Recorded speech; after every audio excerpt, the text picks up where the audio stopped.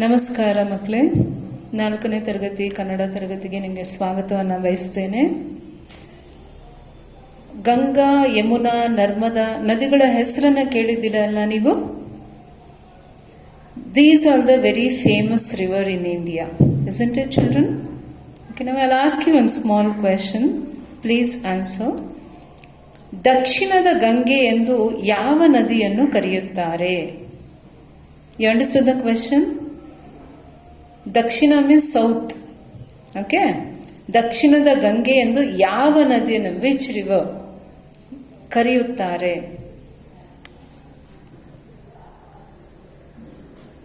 I repeat the question once again children. ದಕ್ಷಿಣದ ಗಂಗೆ ಎಂದು ಯಾವ ನದಿಯನ್ನು ಕರೆಯುತ್ತಾರೆ? Which is the river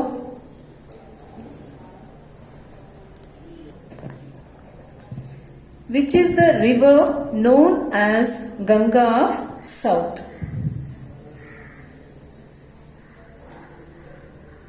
Yes, river Kaveri. So today's our topic is Kaveri river. We'll know about the Kaveri river in detail. Kaveri ನದಿಗೆ ನಾವು ದಕ್ಷಿಣದ ಗಂಗೆ ಅಂತ ಹೇಳ್ತೀವಿ, ಆಮೇಲೆ ಜೀವ ನದಿ ಅಂತ ಕೂಡ ಹೇಳ್ತೀವಿ. ಯಾಕೆ ಜೀವ ನದಿ ಅಂತ ಹೇಳ್ತೀವಿ, ಯಾಕೆ ದಕ್ಷಿಣದ ಗಂಗೆ ಅಂತ ಹೇಳ್ತೀವಿ ಅಂತ ನಾವು ಪಾಠದಲ್ಲಿ ವಿವರವಾಗಿ ನೋಡೋಣ.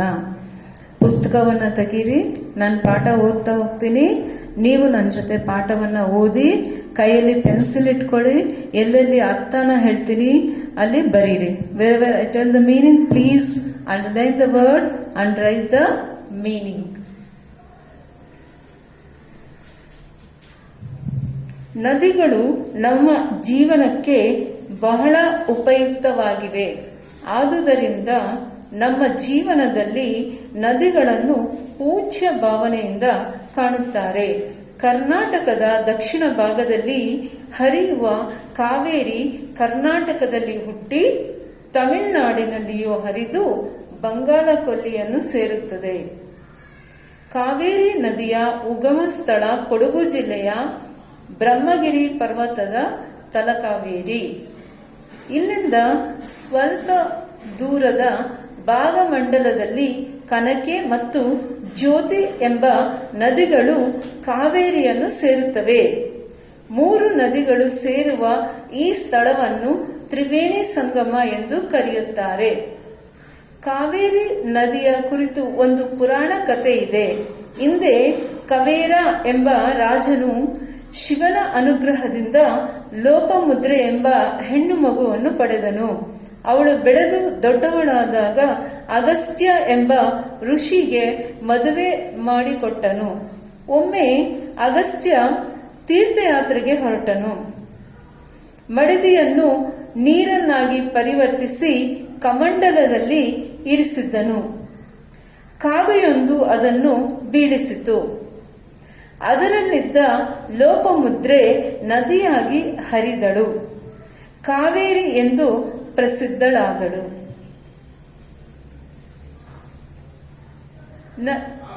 Before only I told you why we call Kaveri as Jiva Nadi. Jiva means what? Giving life. Whom? Which God created, animals, birds, human being, includes all that. You know that civilization in history, if you learn in the beginning, right? All they started their life in the bank of river. Why you tell me? To basic things, what are the things we need? Water, food, shelter, isn't it? So these are the things. That's why people were leaving bank of river. So it gives a life to the people. And it is the water used for the many purpose. You know that very well, right, children? ನದಿಗಳು ನಮ್ಮ ಜೀವನಕ್ಕೆ, to lead a life, ಬಹಳ ಉಪಯುಕ್ತವಾಗಿದೆ. ಉಪಯುಕ್ತ means useful.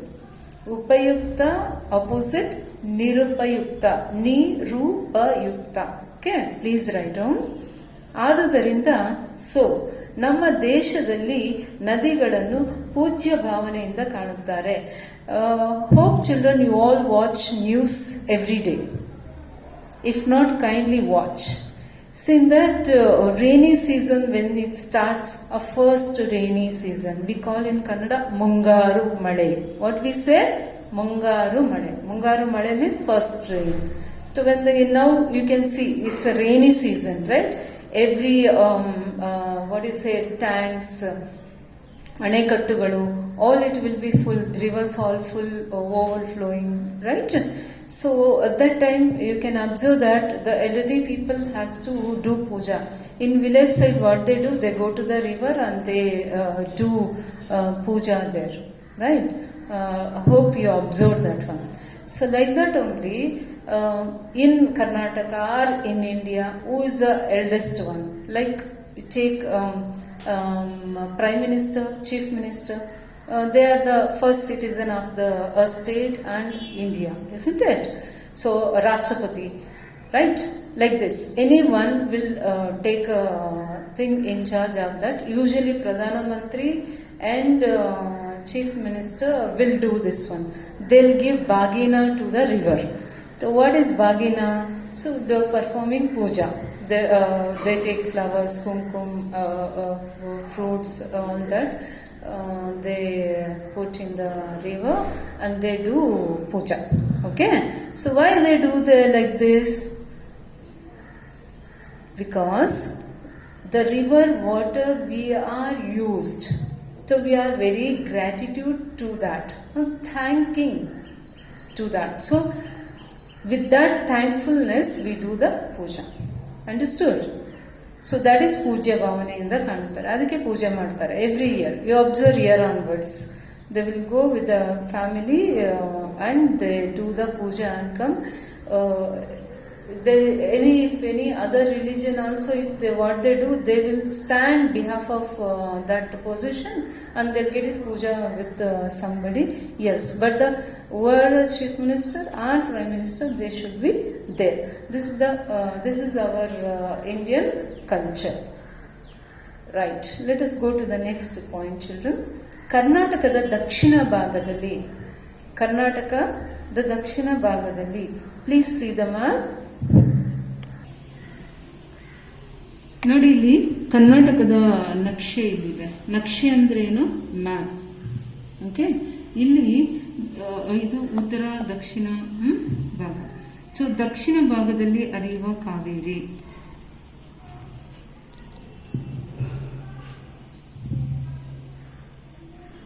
ನೋಡಿ ಕಾವೇರಿ ನದಿ ಇಲ್ಲಿ ಹರಿದು ಏನಂತಂದ್ರೆ ತಮಿಳ್ನಾಡು ಎಲ್ಲಿ ಬಂದಿದೆ ಇಲ್ಲಿಂದ ಹರಿದು ತಮಿಳ್ನಾಡಿಗೆ ಹೋಗುತ್ತೆ. ನಿಮ್ಮ ಅಟ್ಲಾಸ್ ಮ್ಯಾಪ್ ಬುಕ್ ಅನ್ನು ತಗೊಂಡು ಕ್ಲಿಯರ್ ಆಗಿ ನೋಡಿ ಕಾವೇರಿ ನದಿ ಉಗಮ ಎಲ್ಲಿ ಆಗುತ್ತೆ, ಎಲ್ಲಿಂದ ಅದು ಎಲ್ಲಿಗೆ ಹರಿದು ಹೋಗುತ್ತೆ, ಮತ್ತೆ ಅದು ಎಲ್ಲಿಗೆ ಸೇರುತ್ತೆ. Go and see your atlas book, you will be having with you. Okay. Talakaveri ಇಲ್ಲಿ ಹುಟ್ಟಿ ತಮಿಳ್ನಾಡಿಗೆ ಹರಿದು ಬೇ ಆಫ್ ಬೆಂಗಾಲ್ಗೆ ಸೇರುತ್ತೆ. ಓಕೆ. ಬೇ ಆಫ್ ಬೆಂಗಾಲ್ ಕನ್ನಡದಲ್ಲಿ ಏನು ಹೇಳ್ತೀವಿ? ಬಂಗಾಳ ಕೊಲ್ಲಿ. ಓಕೆ. ನೆಕ್ಸ್ಟು ಕಾವೇರಿ ನದಿಯ ಉಗಮ ಸ್ಥಳ ಕೊಡಗು ಜಿಲ್ಲೆಯ ಬ್ರಹ್ಮಗಿರಿ. ಇಲ್ಲಿ ಹತ್ರದಲ್ಲೇ ಬರುತ್ತೆ. ಇಲ್ಲಿ ಕೊಡಗು ಜಿಲ್ಲೆ ಇರುತ್ತೆ. ಇಲ್ಲಿ ಕೊಡಗಲ್ಲಿ ಹುಟ್ಟಿ ಇದು ಬ್ರಹ್ಮಗಿರಿ ಪರ್ವತ. ಪಿಕ್ಚರ್ ನೋಡಿ, ಬ್ರಹ್ಮಗಿರಿ ಪರ್ವತ ಅಂದ್ರೆ ಹಿಲ್. ಯು ಜಸ್ಟ್ ಸಿ ಆ ಬ್ಯೂಟಿಫುಲ್ ಹಿಲ್ಸ್. ನೋಡಿ, ಈ ಬ್ರಹ್ಮಗಿರಿ ಪರ್ವತದಲ್ಲಿ ಹುಟ್ಟಿದ ಉಗಮ ಸ್ಥಳ ಅಂದ್ರೇನು? ಕಾವೇರಿ ಹುಟ್ಟುವಂತ ಸ್ಥಳ ಬ್ರಹ್ಮಗಿರಿ ಪರ್ವತ. ಅಲ್ಲಿಂದ ತಲಕಾವೇರಿ.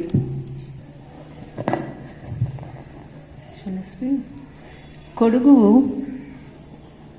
ಪ್ರಕೃತಿ ದತ್ತವಾದ ತುಂಬಾ ರಮಣೀಯವಾದ ಸುಂದರವಾದ ಹಸಿರಿನಿಂದ ತುಂಬಿರುವಂತಹ ಸ್ಥಳ.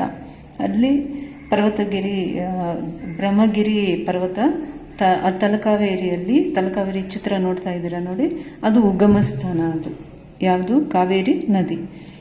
ಇಲ್ಲಿಂದ ಸ್ವಲ್ಪ ದೂರದಲ್ಲಿ Bhagamandala, from here little further, ಭಾಗಮಂಡಲದಲ್ಲಿ ಒಂದು ಕನಕೆ ಮತ್ತು ಜ್ಯೋತಿ ಎರಡು ನದಿಗಳು ಇಲ್ಲಿ ಕಾವೇರಿ ನದಿಗೆ ಸೇರುತ್ತೆ. ಸ್ವಲ್ಪ ದೂರ ಯಾವುದು? ತಲಕಾವೇರಿಯಿಂದ ಸ್ವಲ್ಪ ದೂರ ಭಾಗಮಂಡಲಕ್ಕೆ ಎರಡು ನದಿಗಳು ಸೇರುತ್ತೆ. ಅದು ಯಾವುದು? ಕನಕೆ ಮತ್ತು ಜ್ಯೋತಿ. ಯಾವುದು ಎರಡು ನದಿ? ಕನಕೆ ಮತ್ತು ಜ್ಯೋತಿ ಎರಡು ನದಿಗಳು ಕಾವೇರಿ ನದಿಯನ್ನ ಸೇರುತ್ತೆ. ಅರ್ಥ ಆಯ್ತಾ? ಯಾವ್ದು ಎರಡು ನದಿಗಳು? ಕನಕೆ ಮತ್ತು ಜ್ಯೋತಿ ಕಾವೇರಿ ನದಿಯನ್ನ ಸೇರುತ್ತೆ.